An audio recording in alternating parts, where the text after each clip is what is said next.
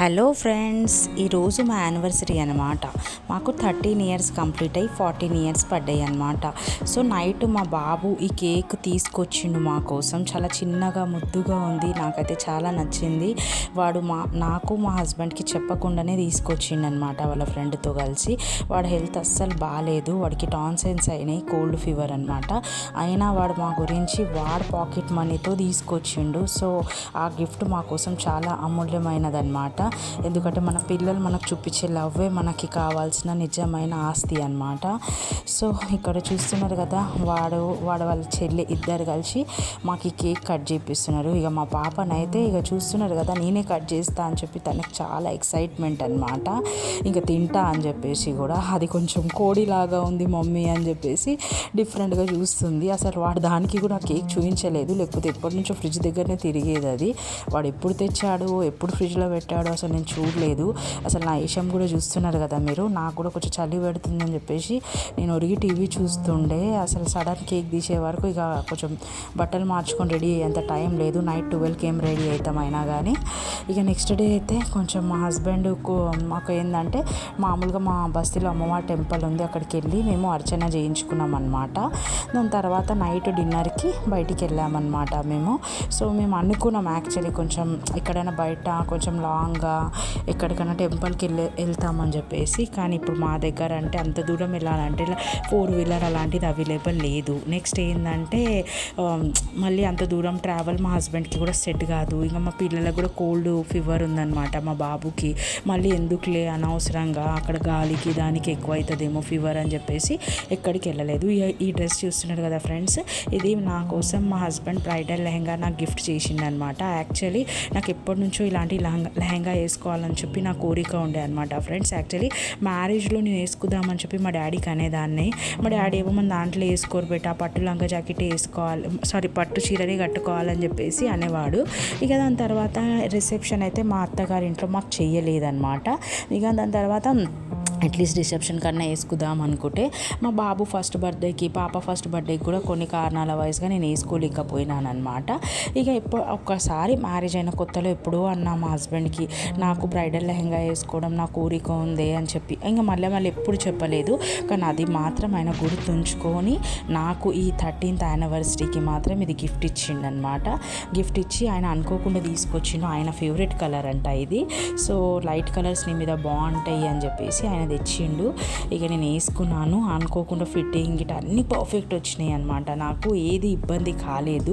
Because మా హస్బెండ్కి నా సైజ్ అన్నీ తెలుసు అనమాట. హ్యాండ్స్ అక్కడే స్టిచ్చింగ్ చేయించుకొని తీసుకొచ్చిండు.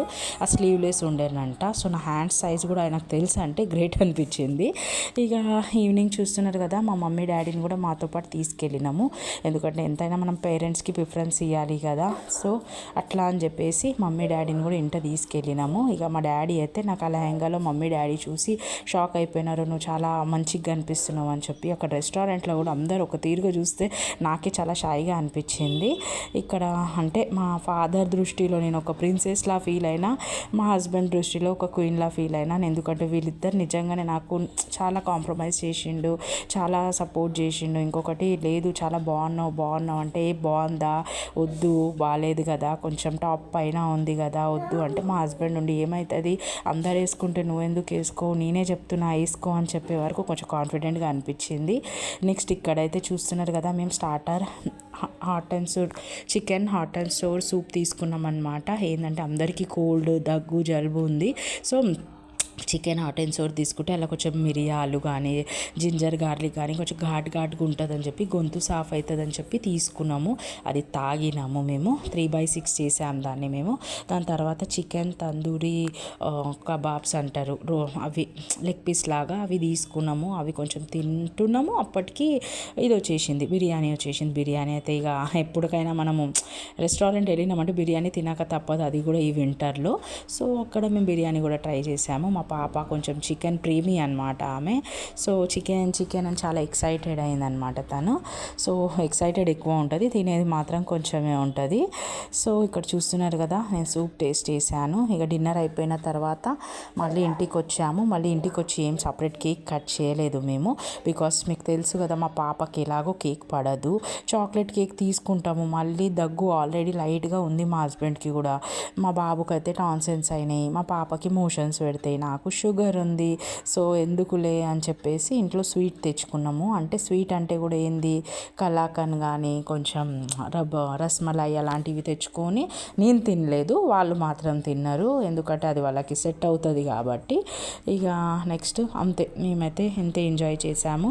నెక్స్ట్ ఏంటంటే ఎంజాయ్మెంట్ ఏదో కానీ మా హస్బెండ్ ఇచ్చిన ఆ లెహెంగా, ఆ బ్రైడల్ లెహెంగా కోసం అయితే నేను చాలా హ్యాపీగా ఫీల్ అయినాను.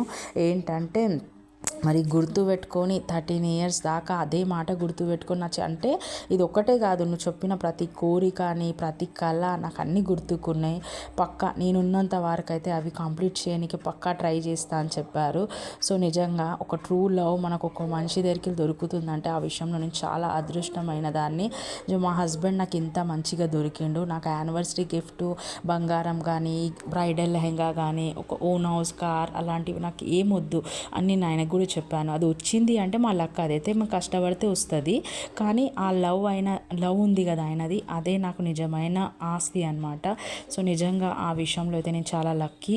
మా హస్బెండ్ నాకు ఇంత మంచిగా దొరికిండు, నా ప్రతి మాట అర్థం చేసుకుంటాడు, ఎలాంటి సిచ్యువేషన్ ఉన్నా నాకు స్టాండ్ చేస్తారు, నాకు ఎక్కడ ఎవరి ముందు అవమానం పడనీయడు. నెక్స్ట్ ఏంటంటే నా తప్పు ఉంటే నాకు మంచిగా సంజాయిస్తాడు, నా ఒక కోచ్ లాగా, ఇట్లా కాదు ఇట్లా అని చెప్పేసి. అన్ని సిచ్యువేషన్లో నాకు సపోర్ట్ కాకుండా తప్పు చేస్తే కూడా దాన్ని ఒక మంచిగా మెయింటైన్ చేసి చెప్తాడు, ఇట్లా కాదు ఇట్లా అని చెప్పేసి. సో ఆ విషయంలో నిజంగా చాలా లక్కీ నేను అనమాట. నెక్స్ట్ ఇక మా పిల్లలు అంటారా, అదైతే నాకు వచ్చిన గాడ్ గిఫ్ట్ అనుకోండి. ఎందుకంటే వాళ్ళిద్దరే నా ఫ్యూచర్ అనుకుంటా, మా హస్బెండే నా ఫ్యూచర్ అనుకుంటా. అంతే. ఈ మాటలతో నేను ఈ వీడియో ఇక్కడ ఎండ్ చేస్తున్నాను. మీకు నా ఈ వీడియో నచ్చితే ప్లీజ్ లైక్ చేయండి, షేర్ చేయండి, సబ్స్క్రైబ్ చేయండి, ఫాలో చేయండి. బాయ్.